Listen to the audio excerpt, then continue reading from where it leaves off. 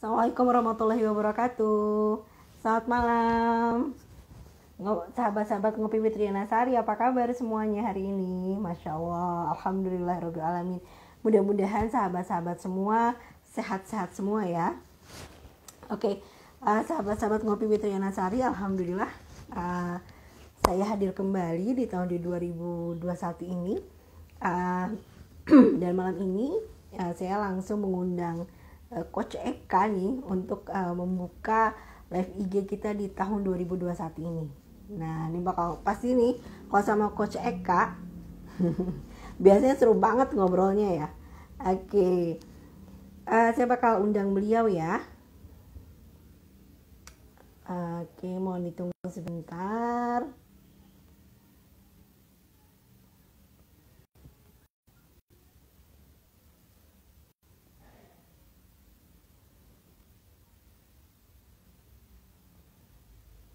Ya, iya kita sedang undang ya. Oke, sahabat-sahabat, gimana nih? Awal-awal 2021 ini pasti sudah punya target-target ya nih ya sekarang. Target baik itu target perusahaan barangkali atau target diri sendiri. Pastinya kita semua sudah pegang nih angkanya, goalsnya mau seperti apa. Coach Eka silahkan gabung. Coach Eka sudah saya undang. Udah bisa belum?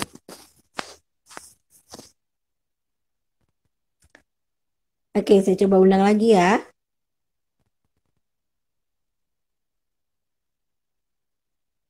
Sepertinya ada trouble. Malam ini memang hujan besar sekali ya. Di di tempat saya juga masih hujan besar. Mohon ditunggu ya teman-teman ya. Halo Teko. Wah, siapa tuh? Udah ada yang mampir nih. Halo, Waalaikumsalam. TK bisa bisa lihat saya sudah undang. Halo, halo.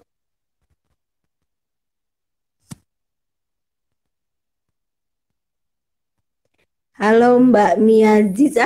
Mbak Mia Ziza boleh kasih ini dong, kasih komen dong. Suara saya udah terdengar belum? Khawatirnya tidak terdengar suaranya. Selamat join ya Mbak Mia Aziza. Mudah-mudahan malam ini banyak manfaat. Saya sudah gabung. Oke, kita coba lagi ya.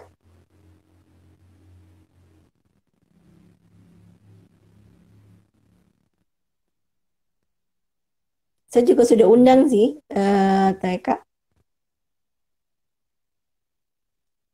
Oke, oke, oke, oke, oke, oke. Oh, suaranya Kak Rini very clear. Terima kasih Coach Eka. Ini gimana? Udah tersampaikan kah undangannya ke Coach Eka? Coach gimana Coach?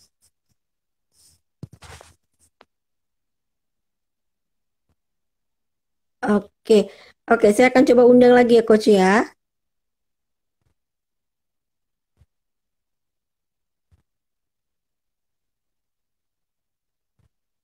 Ya, saya sudah undang.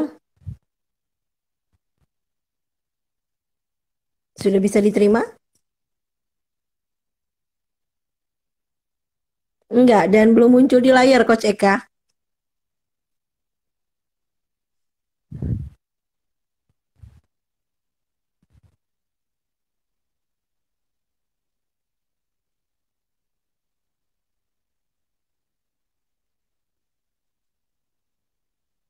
Coach Eka.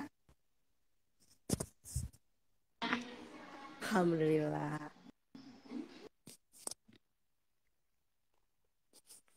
Hai Ce, oke, udah ada Pak Putra, terima kasih.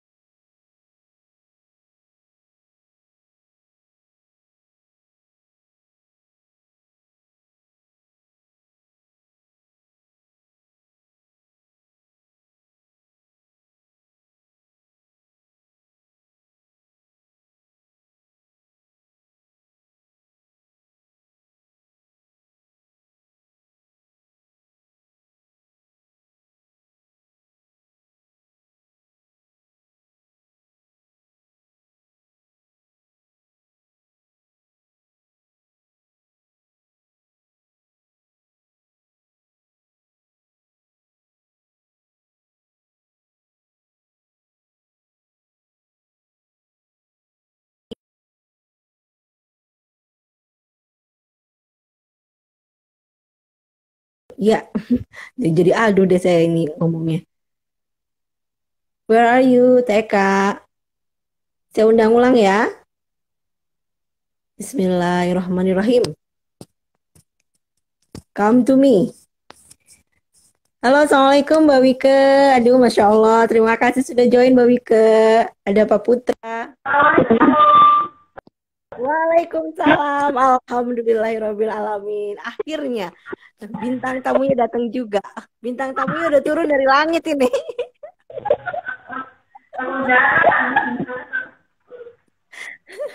Masya Allah. Coach, apa kabar Coach? Alhamdulillah sehat luar biasa ya. Hari ini gimana hari? Aduh, iya ya Alhamdulillah.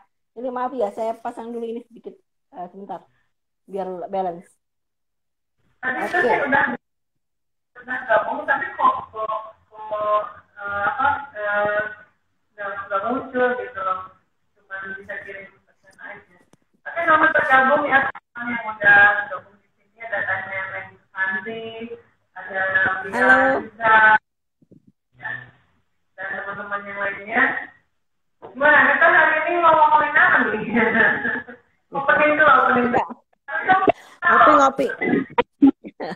Oke, Coach Eka, ini ada ini di sini kan ada beberapa teman-teman saya yang belum tahu nih Coach Eka ini siapa gitu kan ya. Boleh saya memperkenalkan sebentar ya untuk Coach Eka ya. Coach Eka ini adalah sahabat lama saya, alhamdulillah. Saya mengenal beliau itu dari tahun disebutin gak ya angkatannya? Ya, ya, oh ya, ya. Nah, Coach Eka ini pertama kali lulusan dari untuk S1-nya dari Industri Energi Unisba ya. Sorry, Coach Eka ini nama lengkap Eka Yuliana ST MSM CE CP. Betul ya, Bu? Ya, sama. Agak putus-putus ya, Coach ya. Nah, kemudian untuk untuk S2-nya beliau Master Science Management SBM ITB, betul ya, Bu? Kemudian postgraduate third semester Doctoral Science Management SBM ITB dan juga Sertifikat Entrepreneur Coach Profesional Coach Indonesia. Oke, Masya Allah, keren. Ibu nggak bosan belajar ya, Bu ya? Luar biasa, Ibu. Oh,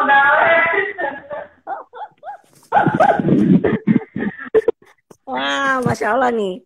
Selamat datang ya untuk yang baru join. Ini ada Mas atau Mbak nih, Mas Oki, Bu Lebi, ada Bu Neneng. Aduh, ya Coach Eka memang Masya Allah Bu Neneng, bener. Saya aja ngefans loh. Sampai saya panggil lagi loh buat IG Live bareng sama saya. Oke. Terima kasih. Aku ya, karena ini kesempatan luar biasa ya, bisa diundang di Ngopi with Riana hari ini. Kayaknya Bapak terima kasih. Bisa menggeser bukan empat mata gitu ya kayaknya ya. Menggeser hitam putih jadi luar biasa ini. Amin. Ya Allah, mudah-mudahan jadi doa ya, Bu. Ya, oke, Coach. Ya, oke. Malam ini kita bakal ngebahas sebenarnya sih mungkin di tahun 2020 ini pernah dibahas ya, mungkin tentang ada perubahan nih, kita bakal ada beradaptasi dengan new normal dan lain sebagainya gitu. Tapi semua orang tidak menyangka efek dari pandemi ini adalah, Coach, kedengaran nggak suara saya? Jangan jelas, very clear. Ya, saya pakai spesial hitam di sini buat hari ini. Oh, luar biasa. Ya, saya juga ini tadi mau pakai toa, Bu, tapi nggak keangkat toanya. Ya, nah, ya oke. Nah, pandemi ini kan memang sepertinya kita memang harus berdamai dengan kondisi pandemi ini ya, Coach Eka.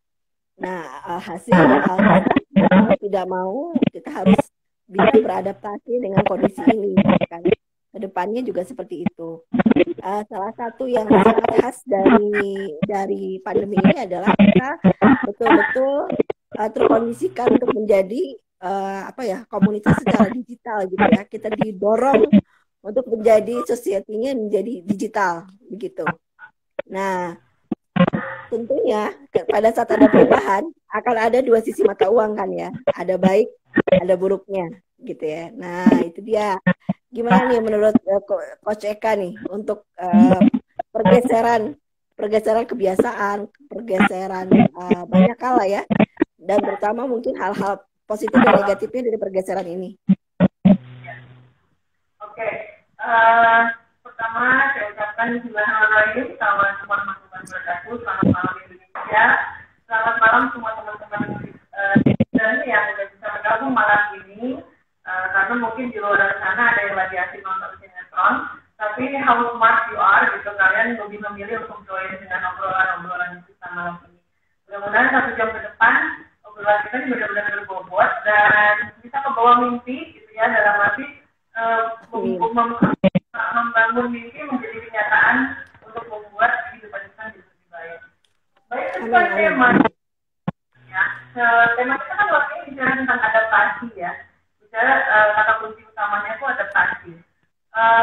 Adaptasi yang akan saya obrolin malam ini itu seputar life skills itu sebenarnya ya, life skill. Nanti saya pastinya dengan digital life skill gitu, karena memang di edisi kehidupan kita yang sekarang ini gitu ya, itu masa pandemi corona dan berdampak di semua segmen gitu ya. Jadi bagaimana teman-teman itu struggle semuanya, baik itu masalah kesehatan, masalah pendidikan, masalah keuangan gitu ya, bahkan sampai keharmonisan rumah tangga itu dipertaruhkan gitu ya di selama masa pandemi ini begitu kan. Tidak sedikit saya mendengar berita teman-teman yang jatuh sakit, kemudian sampai ada yang harus kehilangan nyawa dari salah satu anggota keluarganya karena terpapar corona. Kemudian sudah berupaya tentunya mereka untuk terhindar dari penyakit ini, tapi tetap juga masih terkena dan akhirnya harus kehilangan nyawa. Nah, kemudian tidak hanya masalah kehilangan nyawa, ada yang kehilangan pekerjaan, kehilangan kesempatan berbisnis, kemudian yang jadwal berniaganya mungkin adalah jam 7 malam ke atas sampai pagi. PSBB kayak sekarang kan maksimal sampai jam 7 malam, terus dia mau jalan kapan gitu kan, sebenarnya kayak gitu. Jadi banyak hal yang harus diadaptasikan oleh teman-teman kita di luar sana. Nah, kaitannya dengan life skill, menurut saya semua dari kita sampai malam ini aja udah join nonton acaranya Pak Indi malam ini, itu dia udah punya life skill tertentu gitu ya, life skill tertentu. Jadi saya akan perkenalkan dulu nih apa sih sebenarnya digital life skill gitu ya, dari yang sepengetahuan saya nih, menjalani karir saya sebagai dosen, kemudian saya juga business coach, kemudian saya juga menjalani wirausaha keluarga gitu ya. Life skill yang saya pahami itu ada 10 level sebenarnya kali ini. 10 level yang mungkin teman-teman iya benar gitu ya, cuma tidak menjadi sebuah list gitu ya. Kalau menurut saya life skill yang pertama itu adalah decision making. Ya, cara kita membuat keputusan. Kita mau makan apa hari ini, kita mau beli makanan apa hari ini, gitu kan? Itu adalah sebuah keputusan. Jangan sampai kita makan makanan yang justru dan menyehatkan tubuh misalnya gitu ya. Itu proses sebuah keputusan. Bagi yang mereka yang berkeluarga, misalnya anak nanti akan sekolah di mana, melanjutkan pendidikan seperti apa. Decision making itu kompleks sekali di dalamnya. Yang pertama yang saya lihat itu adalah skill pertama itu decision making. Kemudian yang kedua itu problem solving. Nggak ada hari tanpa masalah. Pasti setiap hari kita punya masalah. Ya, waktu sebelum pandemi, masalah kita itu mungkin kemacetan, misalnya gitu ya, kemacetan begitu ramai kan, orang memperbincangkan masalah transportasi itu dan segala macam. Tapi sekarang begitu kita diem di rumah, gitu, work from home, study from home, gitu kan, kita nggak ngalamin tuh macet, nggak ngalamin kemacetan di jalan raya. Tapi ternyata kita dapat masalah juga, gitu kan, ngerasa kekuatan, gitu ya, ngerasa jenuh misalnya, atau problem solving itu menjadi second life skill yang menurut saya juga sama pentingnya gitu ya. Nah kemudian catatan saya yang ketiga, mungkin teman-teman bisa highlight, itu adalah self improvement gitu loh. Nah bagaimana dari decision making, dari proses kalian mengambil keputusan, kemudian kalian menghadapi menyelesaikan permasalahan, itu bisa mengantarkan kita kepada self improvement. Sejauh mana kita bisa improve secara pribadi gitu ya dengan kondisi masalah yang ada gitu kan. Masalahnya nambah-nambah masalahnya kali ini nggak cuma masalah corona aja. Kita bisa baca deh ya di berita terakhir ini BMKG juga ada nguatin banget bahwa Indonesia di awal 2021 sampai pertengahan ini akan banyak sekali terjadi bencana alam. Entah itu karena banjir, karena longsor, gempa, angin puting beliung, kemudian apalagi gunung meletus kayak gitu kan. Nah ini kan semua uncertainty ya, sesuatu yang tidak pernah kita prediksi, bahkan tidak pernah kita rencanakan. Saya berencana bulan depan mau total gitu ya, nggak bulan hujan sih jangan sampai gitu kan. Tapi bagaimana kita bisa mengumpulkan how if gitu, bagaimana jika. Nah ini self improvement itu bintang ketiga lah ibaratnya gitu, yang teman-teman juga harus mulai highlight. Oh iya ya, sejauh mana saya melihat permasalahan yang terjadi di masa pandemi ini mengantarkan saya menjadi improve secara pribadi gitu ya, menjadi diri yang lebih siap tanggap katakan gitu ya. Nah kemudian yang keempat, sudah seperti awal ya. Yang keempat kita akan membahas juga nanti tentang influence surrounding people ya. Kalau bulan kemarin tuh obrolan pertama kita bicara support system kan. Nah di support system itu kita influence surrounding people. Sejauh mana kita bisa menginfluence orang-orang yang terdekat di kita dulu deh. Ya nggak usah satu RT satu RW dulu gitu ya.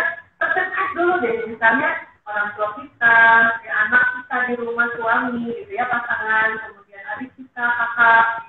Itu bisa kita influence menjadi seseorang yang bisa menjadi bagian yang good decision maker, kemudian improve themselves gitu ya, kemudian juga paham untuk bisa diajak problem solver kan gitu kan ya. Nah ini kita mesti influence people. Nah ini life skill kalau menurut saya. Nah kemudian life skill yang berikutnya itu adalah time management. Mau sehebat apa jabatan dulu gitu ya di perusahaan, kalau kita nggak bisa manage waktu, nanti time management itu powerful banget loh. Time management, saya tadi mau sholat isya dulu atau nanti setelah kopi Riana cari baru sholat isya, kan bisa aja kan kalau saya mau pengen ke persimpangan gitu ya, karena waktu sholat isya tuh waktunya panjang gitu. Tapi my decision adalah saya sholat isya dulu gitu ya, karena I have to improve myself. Sudah janji tahun 2021 sebisa mungkin sholat 5 waktu itu tepat waktunya gitu ya. Jadi jangan sholat maghrib tepat waktu kita gitu ya. Pas ada kita baru sholat maghrib gitu. Atau ya begitu ya, time management. Nah, setelah time management ini teman-teman pasti akan sangat setuju kalau saya bilang oke bisa. Stres dong, WFH. Ya kan? Stres nggak? Stres. Kan jujur stres. Karena saya tuh seorang yang senang berteman. Ya, saya senang berteman, saya senang ketemu banyak orang gitu loh. Saya senang misalnya sampai di kampus terus ketemu sama good morning misalnya gitu, terus ngobrol apa kabar, how's your weekend misalnya ya, terus habis itu bersosialisasi, bekerja sama dalam teamwork, itu saya banget gitu. Tiba-tiba kita tetap bekerja sama dengan teamwork tapi semuanya serba digital ya kan? Semuanya serba ngandelin teknologi informasi. Kebayang kalau nggak ya nanti kebayang kalau nggak ngerti pakai ini dan itu gitu kan, maka degradasi gitu, penurunan dari kemampuan kita bekerja itu akan dilihat oleh orang gitu kan. Orang ini nggak bisa beradaptasi ya ternyata dengan kondisi sekarang gitu kan. Nah itu coping with stress itu juga jadi sesuatu yang menurut saya life skill yang penting banget kita menghadapi pandemi. Nah kemudian effective growth ya.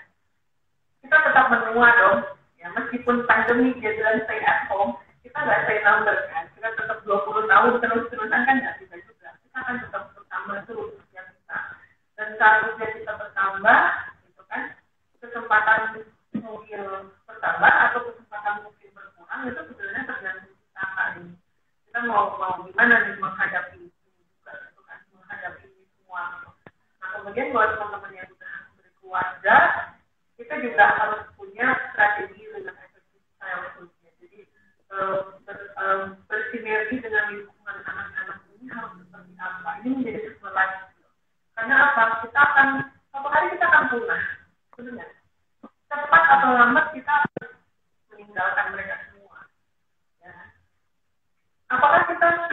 mau meninggalkan sebuah momentum yang positif bagi mereka, atau kita ingin meninggalkan sesuatu yang samuan yang nggak perlu dirinjuk, katakan gitu ya.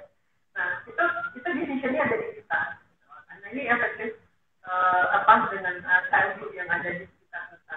Jadi menjadi anak-anak kan besar sekali juga itu penting ya, bermain dengan anak-anak kecil, bergaul dengan mereka. Tapi ada value gitu ya, ada value yang kita tanamkan dengan mereka berkaitan dengan life skill, berkaitan dengan time management, berkaitan dengan self improvement, berkaitan dengan decision making. Nah, itu sangat sangat baik ya kalau menurut saya ya.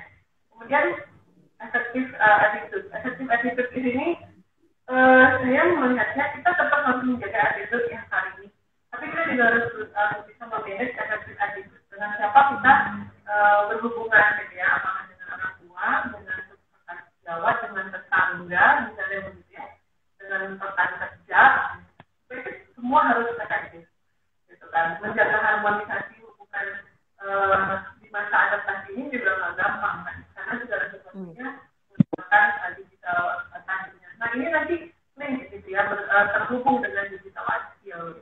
Nah, slide yang terakhir yaitu healthy life ya.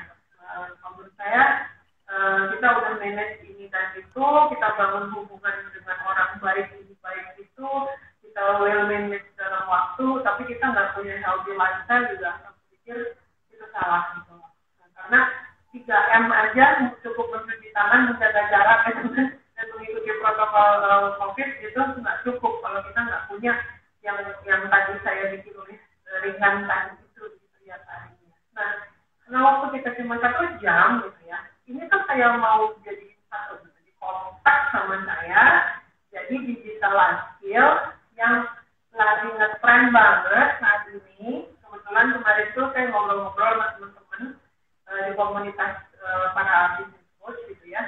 Mereka bercerita bahwa teman-teman di luar sana, baik yang punya bisnis keluarga maupun yang tidak, dia sekarang ini sedang galau-galaunya masalah capital, masalah permodalan hari ini, masalah permodalan, atau sederhananya masalah pengelolaan keuangan. Nah, jadi bukan mungkin ya, kita sama-sama tahu krisis ekonomi ini mengantarkan kita kepada penghasilan yang semakin menunjukkan grafik yang menurun gitu. Ya. Meskipun mungkin ada mereka yang bisnisnya mungkin grafiknya meningkat, tapi operasional cost-nya juga nambah gitu kan. Mereka harus secara-cara mempromosikan produk ibaratnya begitu. Nah, balik lagi ke masalah capital tadi, digital lifestyle ini, digital life skill ini gitu kan. Di awal tadi saya sudah bilang bahwa decision making itu sangat penting.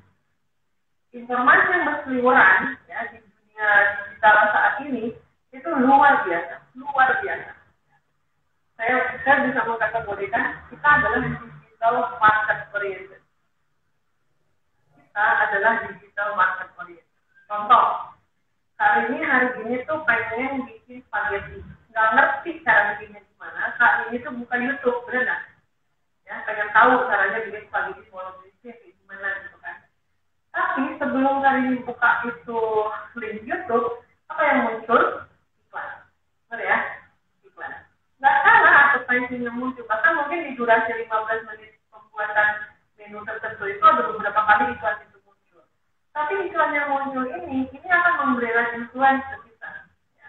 Influence kita sebagai digital customer. Benar? Kita konsum tuh informasi dari kita. Apakah itu itu, nggak apa-apa ya saya nyebut merek ya, karena mereka sih muncul gitu kan. Apakah itu itu, apakah itu multivitamin, gitu ya. Apakah itu kosmetik lah gitu ya. Apakah itu makanan, apakah itu liburan, apakah itu aplikasi belanja online. Can be anything. Kenapa? Because kita ini target. Jadi kita itu digital market target. Nah, pada saat kita menjadi target mereka, apakah kita bisa membuat keputusan yang bijak? Ya, apakah kita terinfluence, terpengaruh memang karena kita butuh, atau karena kita ingin, atau karena kita melihat ini sebuah opportunity yang ngapain aja dari rumah sekarang, kayak gitu kan? Jadi online itu banyak banget ya, itu harus hati-hati. Nah, ini menjadi sesuatu yang kalau menurut saya butuh skill tertentu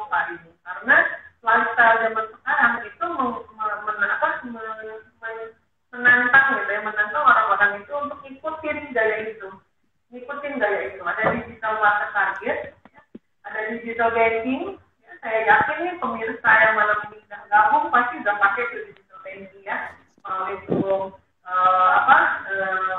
yang bisa online banking, mau itu digital money pakai OVO, pakai link aja, pakai GoPay, ya, pakai Shopee Pay, itu kita udah pakai semuanya. Nah, ini masuk ke digital lifestyle, ya, digital lifestyle. Jadi kayaknya nggak kekinian banget kalau kita tuh belum pakai yang kayak begini gitu kan. Kalau kita belum pakai mobile banking, kita belum pakai digital money gitu, kita belum bayar makanan yang mau kita makan lewat OVO, lewat GoPay dan segala macam. Gak apa-apa lah saya sebut trennya ya, karena memang ini juga banyak mengedukasi masyarakat gitu. Masyarakat mulai berubah beradaptasi dengan how to spend money, gitu kan. Berubah tentang bagaimana mereka menghabiskan uang mereka, ya kan. Saya tidak meng-highlight poin-poin atau diskon-diskon yang ditawarkan oleh mereka ya. Itu kan strategi pemasaran, namanya juga supaya transaksi menjadi lebih intens gitu ya. Tapi bagaimana kita melihat kemampuan kita, pengambilan keputusan kita mengelola keuangan kita, ini sangat terpengaruh oleh digital money system ini. Ya, karena financial technology ini sudah sedemikian memudahkannya, kita udah nggak perlu lagi ke ATM ngambil uang cash gitu ya Pak ini ya, semuanya udah di jempol aja. Ini jempol ya ATM ya toko ya apa semua ada di jempol ini gitu, Masya Allah ya. Vintage ya. Ya. Nah kemudian digital udah masuk tadi sebagai digital market ya, kemudian kita beradaptasi dengan digital financial technology ya kan, dengan penggunaan digital money. Nah ini yang sangat hot mau saya bahas kali ini, yaitu tanda kutip digital revenue.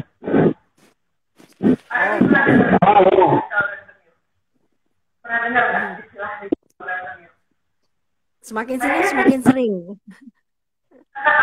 Kayaknya saya selalu sakit sih sebenarnya menyebutnya digital revenue ya, tapi saya berani mengatakan itu revenue karena memang bedanya sama revenue offline, ini online gitu aja sih sebenarnya gitu kan. Nah kemudian apa yang saya lihat, yang saya bilang kemarin ramai dibahas sama bisnis komunitas kami di bisnis coach, itu teman-teman yang terjerumus. Ya, ada yang selamat, ada yang pandai mengelola keuangannya, fine, ya baik-baik aja. Ya kita memanfaatkan kapital pinjaman modal tersebut untuk usahanya. Tapi buat mereka yang kaget, udah kena PHK gitu ya, terus dapat pinjaman dadakan cukup baiknya mudah banget gitu kan, transaksi secara memanfaatkan informasi teknologi, kemudian dapat pinjaman uang di perjalanannya mengalami kesusahan dan akhirnya harus bertanggung jawab juga dengan keputusan yang sudah diambil, decision yang dia ambil untuk menjadi instrumen dari digital revenue itu tadi. Nah, ini arahnya kemana? Saya mungkin sedikit memperkenalkan ya tentang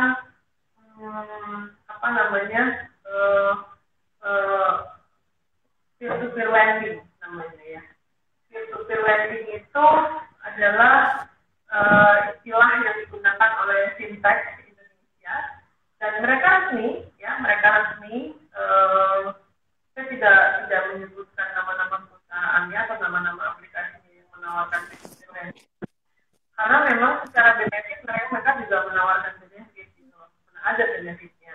Hanya saja mungkin buat rekan-rekan yang kurang pandai mengelola keuangan, ini menjadi sesuatu yang anjau ya, harus sangat-sangat berhati-hati. Jadi pesan saya adalah harus sangat berhati-hati, karena kalau urusannya dengan bank itu kan mereka akan melakukan survei. Kalau kita mau pinjaman dana untuk usaha gitu ya, mereka akan melakukan survei, mereka akan melihat kemampuan finansial kita, mereka bisa beli gaji, peer-to-peer lending ini sangat mudah semuanya, tanpa maksud mempromosikan ya, karena memang sistemnya gitu, secara definitif peer-to-peer lending ini layanan pinjam-meminjam gitu. Jadi kita bisa meminjamkan dan kita bisa meminjam uang, gitu kan, pinjam-meminjam uang, gitu kan, secara langsung ya, antara kreditur dengan debitur, antara lender gitu dengan borrower. Jadi misalnya Kak ini punya uang 100 juta, tahu banget bahwa saya ini butuh uang 100 juta gitu kan. Ya udah, ini hubungan antara kita berdua. Nah, tapi ada sebuah platform yang disebut dengan peer-to-peer lending tadi. Nah, platform inilah yang bermain sebagai aplikasi. Jadi dia kayak mencomblangin gitu ya antara orang yang punya uang, yang bisa meminjamkan uang, dengan orang yang butuh uang, yang pengennya minjem uang gitu. Nah, ini ada di platform itu. Nah, di sini teknologi informasi yang mereka gunakan itu tentunya individual database. Individual database yang dimanfaatkan itu apa? Yang pasti KTP, kartu keluarga, gitu kan? Terus habis itu data diri kita tinggal di mana, ya rumahnya di mana, penghasilan sebulan bagaimana. Kalau udah masuk data kita itu semua, maka akan sangat mudah kelihatan bahwa Eka Juliana itu tinggalnya di mana, bertemannya dengan siapa, terhubung secara digital dengan siapa, ya. Suatu di term dan conditionnya, kalau memang kita tidak bisa melunasi bahwa tanggung jawab itu, mereka memang berhak untuk melakukan follow up. Karena ini terjadi saat ini, pengalaman saya terjadi. Satu hari saya dihubungi oleh salah satu petugas dari peer-to-peer lending itu, menanyakan kenal nggak dengan si fulan gitu ya. Ya memang karena saya kenal dan saya sering berinteraksi juga dengan beliau, saya bilang ya saya kenal. Bisa dikatakan nggak Bu? Ya ada apa? Tolong sampaikannya begini, ini pinjaman sekian rupiah harus dilunasi. Nah, padahal sejauh ini saya mengenal beliau itu sama sekali tidak ada urusannya dengan masalah hutang kan. Kalau menurut saya ini kan sebuah rahasia pribadi. Hal-hal yang sifatnya mungkin aib ya, tidak perlu diketahui oleh banyak orang gitu kan. Sama halnya dengan orang menagih hutang ke rumah kita, pas kita lagi nggak ada, si penagih hutang tuh ngomong ke tetangga gitu. Secara offline itu sederhananya tuh kayak begitu gitu loh. Tapi ini secara digital, secara online. Dia akan menghubungi network yang ada di database mobile phone kita. Nah, karena saya mengalami sendiri di follow up oleh petugas itu, di situ saya jadi mempelajari. Oh, ternyata ada sisi negatifnya, ada sisi positifnya. Kalau tidak ada sisi positifnya, nggak mungkin dong OJK menyetujui, ya kan? OJK udah jelas ya mereka itu, sebentar saya nyampe dulu ya. Ini peraturan OJK nomor 77 tahun 2016. Peer-to-peer lending itu adalah layanan pinjaman meminjam uang secara langsung antara kreditur dan debitur gitu ya, berbasis teknologi informasi. Jadi itu dilindungi secara hukum di Indonesia. Artinya mereka legal, artinya mereka boleh karena mereka dilindungi oleh OJK. Nah, yang harus kita garis bawahi di sini adalah bukan masalah legal ilegalnya tadi. Saya bicara ini sesuatu yang memang legal beroperasi di negara kita, gitu kan. Tapi maksud saya adalah tentang behavior kita. Kita sebagai target market gitu loh. Ya, ini kan bicara digital life skill tadi gitu loh. Dari decision making tadi, ini adalah sesuatu yang memang sampai kita membuat keputusan kita harus menjadi ya debitur atau kreditur. Ini keputusannya harus benar-benar besar. Ya. Kemudian perjalanannya lagi dengan tawaran-tawaran yang begitu menarik ya, dengan keuntungan yang berlipat ganda dan seterusnya. Nah ini kita mencoba untuk membantu menyelesaikan permasalahan keuangan orang lain. Ya, secara sistem yang ditawarkan oleh mereka seperti itu. Tapi bagaimana dengan dengan aturan main yang melatar belakang kita sebagai mengelola keuangan kita. Katakanlah kita sebagai meminjamkan atau kita sebagai peminjam. Karena kaitannya dengan hak dan kewajiban. Saat kita memiliki hak mendapatkan pinjaman 100 juta, maka yang harus kita kembalikan kan tidak 100 juta.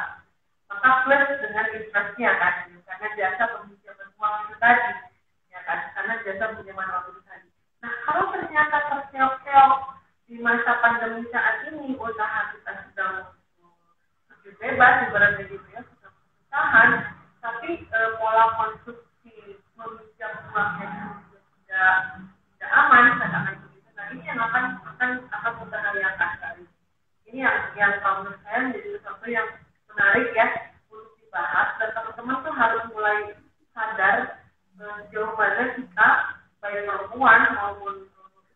buat ibu-ibu maupun bapak-bapak gitu ya, kita nggak bicara gender di sini. Kalau menurut saya semua orang tuh harus benar-benar bisa memilih dan memilah bahwa mengelola keuangan di era kita sekarang ini harus benar-benar sangat hati-hati, karena kelihatannya di dompet tuh kayaknya nggak ada uangnya, tapi uang di GoPay-nya mungkin masih banyak, di OVO-nya banyak, banyak, dan kemudian jadi sangat konsumtif. Tapi begitu sangat konsumtifnya, begitu uang digitalnya itu nggak memenuhi, maka dia memilih pay later.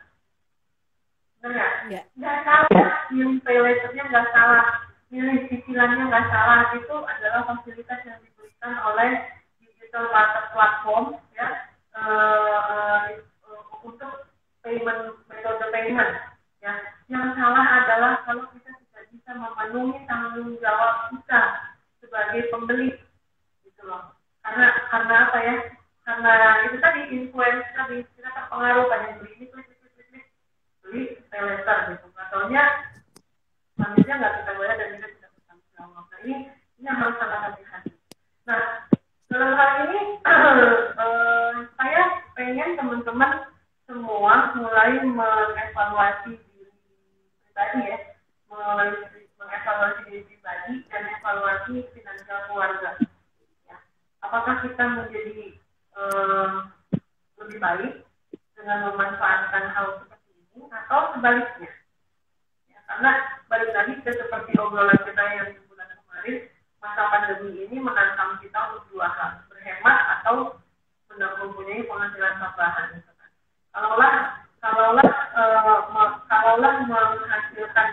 Kalaulah harus mendapatkan penghasilan tambahan dengan strategi mendapatkan pinjaman uang, jangan lupa kita harus memenuhi hak dan kewajiban kita sebagai peminjam. Dan kita harus ukur dulu. Ya, ada self assessment gitu loh. Kita ukur secara pribadi, kita mampu nggak mengembalikan hutang ini.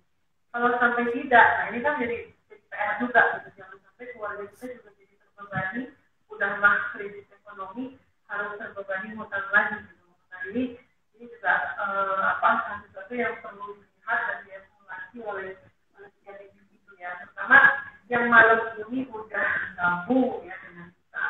Gitu Kak Lini ceritanya. Masya Allah. Itu baru poin pertama ya, Coach Eka ya.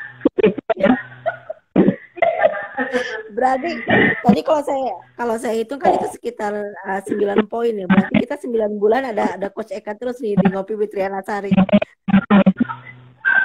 Insya Allah umur ya. Amin.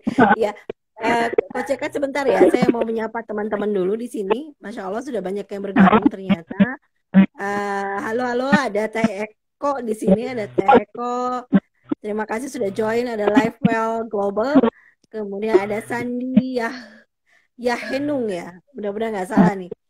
Ada Kang Riyadi juga. Halo, ada Bro Gito, ada Rahma Hanca, Nurdianto, Regi Ramadia, Sob Janda Bandung. Terima kasih tadi saya nge-DM Sob Janda Bandung. Kemudian Ulfa Zakia, Atta Nuranto, Yeni Fadli, Mas Dani, terima kasih Mas Dani, Muhammadku, Oldju, Rokaya, ada Bunda Ina, apa kabar? Terima kasih. Juga ada Mia Hasan, terima kasih banyak. Oke, Coach Eka, karena saya juga kan bergerak di bidang keuangan nih.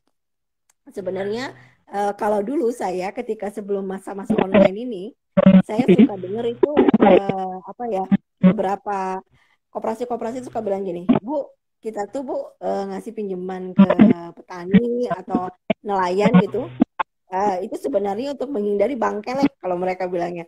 Bangkelek paham ya maksudnya para rentenir dengan pinjaman ke petani dan lain sebagainya. Tapi ternyata dengan masa pandemi itu bergeser ya Coach Eka ya. Jadinya semua lini itu jadi punya akses yang begitu cepat tanpa batas, bisa mendapatkan pinjaman begitu. Nah, masalahnya adalah memang bisa dibilang pengetahuan atau keterampilan life skill masyarakat Indonesia itu memang masih sangat rendah untuk pengelolaan keuangan. terbukti dari jumlah hutang yang terus bertambah gitu. Bahkan bisa melebihi, kan kalau utang tuh yang saya pelajari itu sekitar maksimal 30% dari pendapatan ya. Dan ini jebol lebih dari 30%. Akhirnya buat makan pun kan ya buat makan pun jadi susah gitu. Nah, ini nih yang jadinya masalah muncul dan muncul lagi gitu. Dan ya itu ya, jadinya yang saya lihat pun sebenarnya kan kalau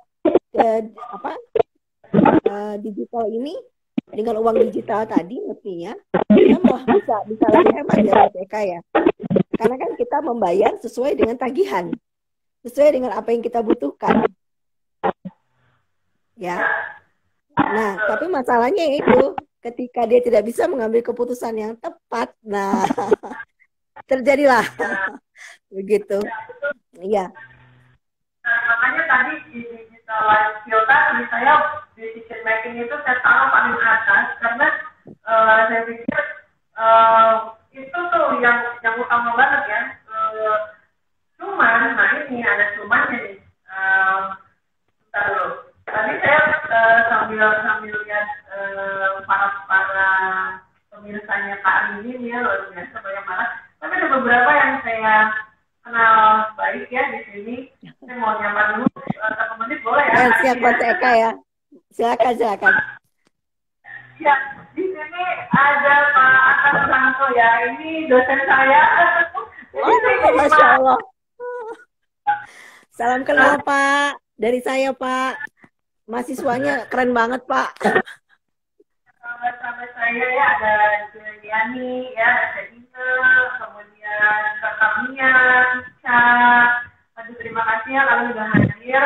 Mungkin bisa sambil komen di sini ada beberapa kota, bisa mention kalian sedang berada di kota mana supaya Kak ini tuh bisa tahu dari Indonesia udah mana aja yang udah bergabung. Oh ya jangan lupa ya nanti siapa yang menyampaikan pertanyaan ya Kak ini itu dapat hadiah dari saya senilai 3 GB dari Telkomsel. Oh iya, alhamdulillah. Aduh terima kasih. Ini narsumnya luar biasa nih. Udah ngasih ilmu, ngasih door prize lagi. Oke, kita lanjut ya. Oke. Jadi saya dengan teman-teman di Sismos itu membuat level-level digital life skill itu tuh awalnya tuh acak tuh semuanya. Jadi dari beberapa responden lah ibaratnya gitu ya, dari beberapa responden startup maupun UMKM yang coach sama kita gitu ya, kita coaching gitu ya, itu kita kumpulin tuh problem-problem mereka.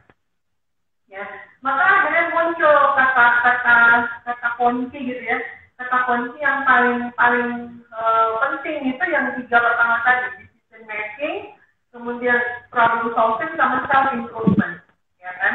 Karena di dunia entrepreneurship gitu ya, di dunia wirausaha itu kalau kita nggak ada niatan untuk self improvement mau ngapain? Kalau cuma urusan cari doang sih, menurut saya akhirnya ujungnya jadi kayak menghalalkan segala cara gitu loh. Tapi mesti ada sesuatu, mesti ada sebuah alasan yang membuat kita tuh mendapatkan pelajaran gitu ya, bahwa ada self improvement yang membuat kita semakin menjadi lebih baik gitu ya, menjadi lebih baik dalam menyelesaikan masalah tadi yang di level 2 di problem solving itu. Kenapa begitu kita punya self improvement untuk menyelesaikan permasalahan, maka kita menjadi good decision maker. Benar? Ya. Balik ke yang tadi decision making itu tadi. Nah, untuk menjadi decision maker embel-embelnya itu banyak banget gitu kan, harus pengalaman, harus ngalamin up and down lah ya roller coasternya. Nah, ini ada turunannya nih Kak ini ya. Ada turunannya mungkin bisa di highlight ya sama teman-teman bahwa untuk menerapkan ini semua, terutama yang 3 di atas tadi, good decision making, kemudian problem solver yang baik, kemudian self improvement, 3 hal ini saya rasa teman-teman sudah ngerti SWOT ya, yang strength, weakness, opportunity itu udah pada ngerti kan. Nah, kita balikin dulu deh. Kita getting stronger nggak? Bicara strength, kita getting stronger nggak sih dengan pandemi ini gitu? Oh ternyata saya harus lebih strong, saya harus menjadi lebih kuat. Lantas apa yang bisa membuat kita lebih kuat? Kalau perlu ditulis, kalau perlu direncanakan, kalau perlu didiskusikan dengan partner bisnis, dengan keluarga, pasangan dan seterusnya ya memang didiskusikan. Apa yang membuat kita be stronger itu tuh apa gitu? Tapi nggak menutup kemungkinan juga kita punya weakness kan. Tapi jangan sampai weakness kita itu menjadi sebuah keputusan. Ada saya mah apa aku, gitu kan? Saya mah nggak orang, ada gitu ya. Tapi jangan bisa gitu. Maksudnya jadi semakin melemah. Enggak. Pandemi ini harus kita lawan. Kita harus lawan. Kita harus tetap sehat. Kita harus tetap bisa mencari nafkah buat keluarga kita. Anak-anak harus tetap bisa sekolah kan gitu ya. Jangan sampai ada orang bilang, dia mah edisi COVID katanya gitu ya. Ya udahlah. Parah. Iya. Balik lagi ke waktu kita pernah ngobrol tentang support system, kita harus bisa membangun sebuah sistem yang memang saling support satu sama lain. Dan hal ini hanya akan bisa, menurut saya ya, hanya akan bisa dari sekian permasalahan yang saya coba bantu dengar gitu ya dengan teman-teman startup dan UMKM. Itu yang pertama yaitu curiosity, rasa penasaran. Ya. Kita harus punya rasa penasaran, apa sih kekuatan gue? Gitu. Apa sih sebenarnya kemampuan kita untuk menyelesaikan permasalahan itu? Nah, proses pengambilan keputusannya itu yang butuh pengalaman. Gak bisa memang sekali ngambil keputusan benar itu gak bisa. Tapi kita bisa belajar dari kegagalan orang lain. Kita bisa belajar dari kesalahan orang lain. Apa titik balik yang sudah dilakukan mereka, kemudian apa yang bisa kita terima pelajaran. Itu penting banget. Nah kemudian setelah curiosity itu ada confidence. Gimana sih kita percaya dengan diri kita sendiri? Pede gitu. Tapi ada juga orang yang kepedean gitu ya. Nah ini juga kurang bagus sebenarnya. Kita confident, tapi ada di level mana percaya diri kita. Ya, jadi jangan sampai nanti mengatasnamakan Tuhan gitu ya. Wah, bismillah saya ngutang 5 miliar gitu.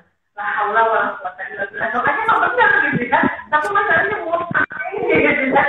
Ngutang ini terus akhirnya membayarnya tidak sesuai dengan hak dan kewajibannya, jadi jatuhnya juga salah gitu kan. Confidence level kita itu ada di mana? Jadi setelah terukur ya Bu. Betul, kita harus ukur nih confidence level kita tuh ada di mana. Kalau kita mau bicara stronger kita gitu kan, kualitas kita ada di mana. Karena sebetulnya opportunity sama treatment itu selalu ada. Ya, nanti peluang sama ancaman itu selalu ada gitu kan. Itu mah nggak usah dikhawatirkan. Semakin sering kita decision gitu ya, semakin sering kita membuat keputusan, semakin sering kita melihat ada peluang. Ya, semakin sering kita melihat itu. Nah, yang penting banget juga hari ini yaitu open mind. Jadi kayak sesi sekarang ini, Ngopi with Triana Sari ini, itu sebenarnya saya pengen ngajak kita supaya open mind. Jadi sebenarnya peer-to-peer lending itu nggak salah. Toh mereka dilindungi juga sama hukum. Masa sih orang-orang pintar di sana bikin itu salah. Legal ya Bu, legal. Secara hukum di negara kita mereka legal. Yang salah itu kalau kita nggak mampu, ya, yes. Kita nggak mampu mengukur diri kita sendiri gitu kan. Salah ngambil keputusan sehingga akhirnya hak dan kewajiban tidak terpenuhi. Yang ada bisnis kita makin berkurang gitu kan, makin anjlok. Nah ini bahaya sekali. Nah kemudian literasi keluarga kali ini kan kesehariannya sih gulung-gulung sama masalah finansial ya, dengan masalah keuangan kan. Nanti kali ini bisa cerita juga kan bagaimana masyarakat kita itu punya literasi masalah pengelolaan keuangan itu yang sangat minim. Yeah. Bahkan mungkin menurut mereka tuh besar pasak daripada tiang itu sesuatu yang biasa gitu loh, ya kan? Tapi dengan adanya kesempatan seperti ini, kalau menurut saya ini sesuatu yang luar biasa ya. Kita secara tidak langsung tuh sedikit-sedikit literasi masyarakat. Secara pelan-pelan, obrolan-obrolan ringan kita ini kita mengedukasi masyarakat bahwa berhati-hatilah. Open mind itu dengan ternyata ada sesuatu yang memang harus saya hati-hati. Ternyata ada sesuatu yang harus saya baca dulu sebelum saya melakukan hal itu. Ini literasi keuangannya juga harus develop ya, harus dibangun gitu kan. Nah, kemudian setelah itu bersifat fungsi. Seberapa kritis kita bisa berpikir sebagai pasangan? Seberapa kritis kita berpikir sebagai saudara? Misalnya pasti ada sahabat kita atau kakak kita atau adik kita tanya ke kita nih, bukan kita yang sebagai peminjam ya. Misalnya Popo cerita sama saya gitu kan, gimana ya Kak, saya ada rencana mau pinjam nih sama nah gitu ya, 55 juta, nanti pengembalian itu sekian. Nah, kita harus bisa crack, kita harus bisa mengajak, benarkah kamu benar-benar butuh, gitu kan. Kalau kamu benar butuh, hak kamu apa, kewajiban kamu apa. Dengan demikian kita juga bisa membuka wacana gitu ya, literasi keluarga kita tentang pengelolaan keuangan. Dan kemudian yang terakhir setelah critical thinking balik lagi ke problem solving. Sejauh mana kemampuan kita mengantarkan open mind kita itu menyelesaikan permasalahan. Kalau ternyata problem kita itu bisa terselesaikan tanpa harus berhutang. Kalau ternyata usaha kita itu memang sangat membutuhkan kerja keras kita dalam ekstra keras dengan cara tanpa harus berhutang, kita cari terus caranya. Karena saya yakin manjanya wajahnya ya hari ini ya gitu kan, kalau kita bersungguh-sungguh tuh insya Allah kemudahan itu akan datang dari arah mana saja. Saya yakin sekali itu gitu. Tapi memang itu kan sesuatu yang kaitannya dengan keyakinan ya, dan itu masih tempat. Dan harapan saya sih teman-teman yang bisa hadir malam ini juga yang akan nonton channel YouTube saya itu akan mendapatkan poin utamanya dari digital lifestyle zaman sekarang ini dikaitkan dengan masalah lifestyle pengelolaan keuangan. Begitu Kak Rini. Betul. Iya, saya setuju banget tuh, Coach Eka. Memang ini mungkin diawali dengan rendahnya pengetahuan literasi masyarakat kita tentang keuangan. Jadi biasa kan, gimana nanti gitu kan ya. Yang penting ini terpenuhi dulu gitu. Halo, agak putus-putus ya. Halo. Iya. Coach Eka, saya halo, gimana? Saya sangat jelas. Oke, iya. Waalaikumsalam. Saya sapa dulu ya, Coach Eka. Waalaikumsalam Pak Septiadi Teddy. Ini ada bos aku, Bu Coach Eka. Makasih Pak sudah join Pak. Iya. Nah, Coach Eka. Ya, Coach Eka. Kamu Coach Eka gimana nih caranya kita bisa sedikit demi sedikit memberikan literasi keuangan kepada masyarakat supaya bisa mengambil keputusan-keputusan yang benar gitu untuk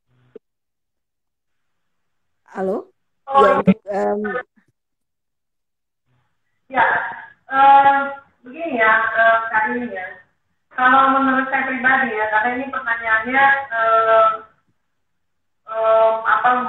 menuntut saya untuk menjelaskan berdasarkan apa yang saya alami gitu ya.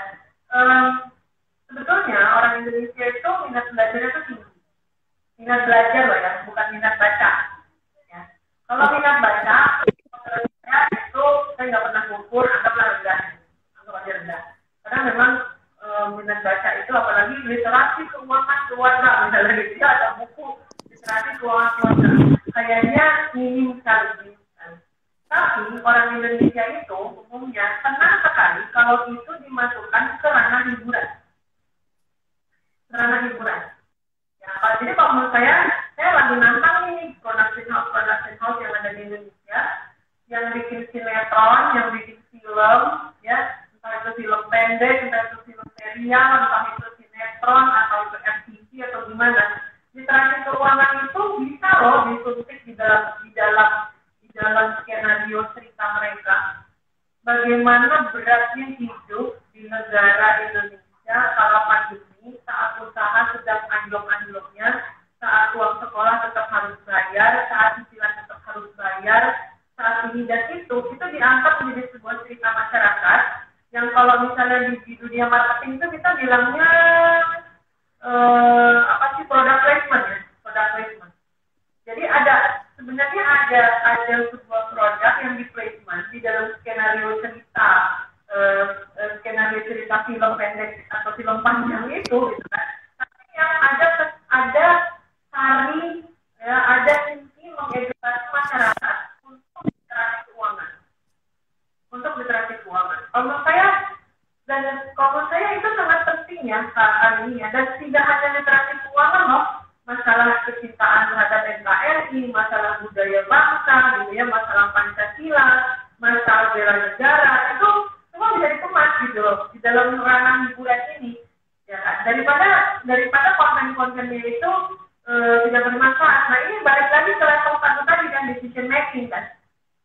Ya, konten yang muncul di ranah di dunia hiburan Indonesia dari sekian banyak stasiun televisi yang ada itu solve problem masyarakat nggak? Atau cuma sekedar hiburan awang-awang joget bareng-bareng misalnya kayak gitu, terus nggak ada masalah yang terselesaikan. Tapi kalau mereka bisa menyuntikkan informasi itu di dalam bentuk hiburan, secara tidak langsung masyarakat itu seolah-olah belajar sambil terhibur gitu loh kan hari ini. Kalau menurut saya literasi keuangan itu jadi mudah terserap ya oleh masyarakat, mudah terserap, mudah dipahami karena gimana pun sampai hari ini cerita film pendek sama sinetron itu di kalangan masyarakat umum itu masih sangat banyak viewernya gitu. Begitu. Nah ditambah lagi literasi keuangan di setiap keluarga itu memang penting ya.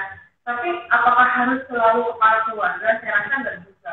Harapan saya teman-teman yang saat ini gabung ya, teman-teman saat ini gabung itu jangan-jangan gitu ya, memang mulai malam ini sayalah agent of change gitu ya di keluarga yang harus lebih paham tentang literasi keuangan keluarga gitu loh, bisa ngasih nasihat kepada anak, kepada istri, kepada keluarga, saudara misalnya. Menurut saya itu jadi balik lagi ke support system tadi, kita support mereka tapi ikut memberikan insight lah gitu ya, supaya orang-orang itu lebih open mind bahwa yang namanya mengelola keuangan itu seperti apa yang aman, selamat dan barokah gitu ya. Begitu kan? Iya. Karena kalau misalnya saya tanya aja nih, kadang-kadang saya suka iseng nih Coach Eka. Gimana Bu kondisi keuangannya, cash flow-nya gimana? Apa itu cash flow? Waduh, saya udah gimana kalau soal utangnya ternyata dari utang KPR sampai utang ke individu, utang kartu kredit, utang banyak sekali. Jadi saya sampai bilang terus untuk makan gimana? Nah, itu kan untuk makan gimana? Terus ini bisnisnya sedang berjalan mau seperti apa gitu pembiayaannya. Dan itu jadinya bahasa Sundanya itu riweuh ya Coach Eka ya. Jadi apa ya?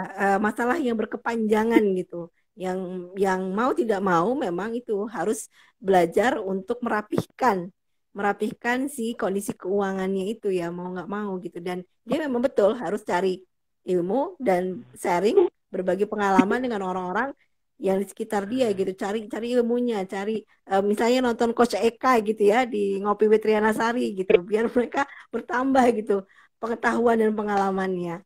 Oke, Coach Eka nggak kerasa sudah mau 1 jam ini, aduh sayang banget sih. Ya, ini sudah. Gimana Coach? Kita boleh buka sesi tanya jawab, mana tahu teman-teman yang boleh. Sekarang. Iya, teman-teman silahkan kalau sahabat-sahabat sekalian kalau ingin bertanya pada Coach Eka silahkan, atau mungkin nanti juga boleh nge-DM ya Coach Eka ya. Ya, pesan saya masih satu, mana jalan yang susah kita nggak bisa jawab.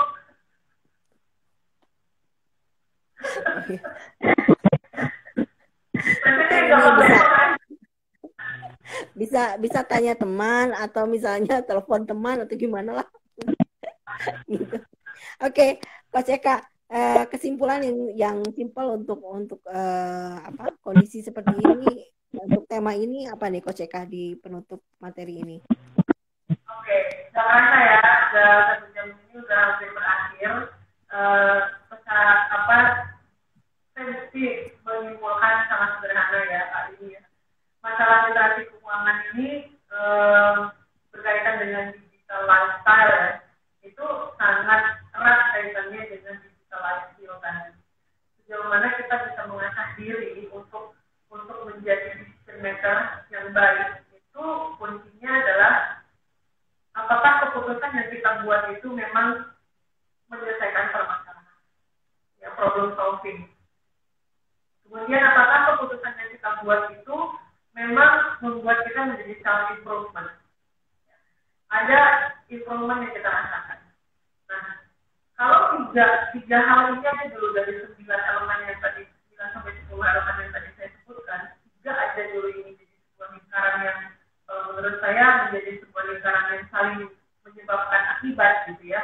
Maka siapa saja elemen-elemen yang membantu kita untuk menjadi good decision maker, kita menjadi ada self improvement dan kita memang membangun problem solving yang baik di dalam lingkaran keluarga kita, itu kita bisa melihat dengan siapa kita berteman, ya, kemudian untuk siapa kita berbisnis, bentuk network bisnis apa yang kita bangun, itu akan sangat memberikan pengaruh. Jadi kolega bisnis kita, kemudian keluarga kita, orang-orang terdekat kita, itu akan sangat memberikan pengaruh bagaimana kita mengambil keputusan menghadapi digital lifestyle di era sekarang ini. Dan kemampuan kita untuk beradaptasi dengan pandemi corona ini, jadi jangan terus-menerus nyalahin corona gitu kalau menurut saya ya. Jadi jadikan corona ini itu ajang kita untuk lockdown dalam arti kata kita mengevaluasi diri gitu. Apa potensi apa yang bisa saya keluarkan, potensi apa yang bisa saya optimalkan gitu kan untuk menghadapi pandemi corona ini. Jadi jangan mudah berputus asa. Saya yakin kita akan bisa selamat sampai dengan pandemi corona ini selesai dan kehidupan kita bisa baik. Ada self improvement yang kita dapat dari ada pelajaran hidup yang luar biasa yang diberikan oleh Allah Subhanahu Wa Taala, Tuhan Maha Esa, dari terjadinya coronavirus di zaman sekarang ini.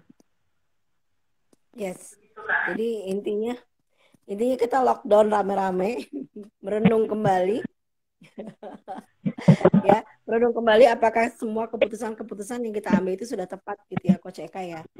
Dan ya kembali belajar gitu kan, belajar mencari informasi selengkap-lengkapnya untuk setiap keputusan yang kita ambil. Oke, Coach Eka, ini apa tetap akan ada door prize atau bagaimana? Oh iya, tadi kan saya menjanjikan door prize ya bagi penanya, tapi ada nanya ya. Berarti kita lambaikan tangan aja ya. Lambaikan tangan atau nyalakan lilin ya. Oke, saya beri satu kuis saja ya, satu kuisnya untuk satu pemenang. Kalau ada yang tahu jawabannya, silahkan dijawab aja di kolom komentar. Siapa cepat dia dapat. Tolong sebutkan, kuis saya ya, kuisnya adalah tolong sebutkan minimal 4 elemen dari digital life skill yang saya sudah jelaskan. Saya nggak boleh jawab ya? Bu ini nggak boleh jawab. Apa sih? Tolong sebutkan 4 digital life skill yang sudah saya jelaskan. Ya, berhadiah karena jawabannya ada 4, maka hadiahnya adalah 4 GB paket data dari Telkomsel. Silahkan, yang tahu jawabannya langsung jawab di kolom komen. Malam ini juga akan saya transfer paket data senilai 4 GB dari Telkomsel. Ayo teman-teman, ayo. Iya. Iya, coba. Pertanyaannya susah ya.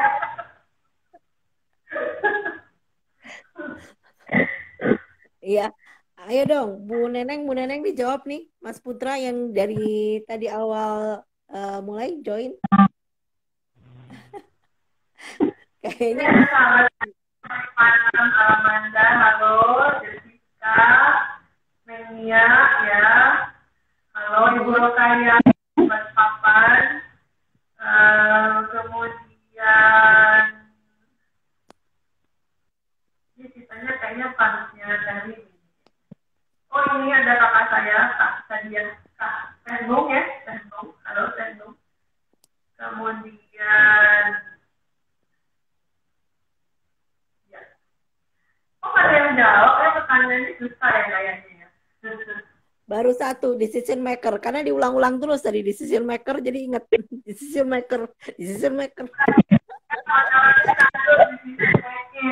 Tinggal 3 lagi itu. Tadi kan ada 9 digital life skill buat teman-teman semuanya. Oke, sementara saya sapa dulu Mbak Naning. Terima kasih sudah join Mbak Naning. Ibu Turi Panam ya. Terima kasih sudah join juga. Iya. Coach Eka, gimana? Oke, ini ada yang jawab maker sampai lupa jawabannya harus yang 4 ya, jawabannya yang 4. Tapi kita ucapkan terima kasih semuanya buat yang udah berani menjawab. Di sini ada Nia Hasan ya. Harusnya ada 4 jawabannya. Yang lain mesti lihat sampaikan dulu atau gimana nih? Tapi nggak apa-apa, waktunya habis ya hari ini ya. Iya, waktunya sudah mau habis, Coach Eka. Daripada nanti kita dipisahkan oleh IG, lebih baik kita bisa baik-baik, Bu. Baik, terima kasih untuk undangannya di Kopi Veterina Sari. Mudah-mudahan ini bermanfaat dan akan semakin banyak viewernya buat hari ini. Kontennya luar biasa. Kita mengundang banyak teman ngobrol gitu ya, untuk obrolan yang bermanfaat dan bisa mencerdaskan kehidupan bangsa. Amin. Ya Rabbal Alamin. Amin, amin. Amin ya Rabbal Alamin. Coach Eka, terima kasih banyak. Mudah-mudahan nggak bosan ya kita undang ke sini lagi nanti. Mudah-mudahan semua. Iya, mudah-mudahan semua ini ya perjuangan cita-cita Coach Eka segera terwujud ya Coach ya. Kita doakan semua lancar-lancar semua. Iya, terima kasih banyak. Salam untuk keluarga. Salam sehat semua untuk sahabat-sahabat Ngopi with Riana Sari. Terima kasih. Sampai jumpa di minggu depan. Saya akan mendatangkan tamu yang berbeda insya Allah. Coach Eka nanti nonton ya. Iya, terima kasih banyak ya Coach Eka. Salam untuk keluarga Coach Eka. Terima kasih teman-teman. Wassalamualaikum warahmatullahi wabarakatuh. Selamat malam. Assalamualaikum. Waalaikumsalam warahmatullahi wabarakatuh.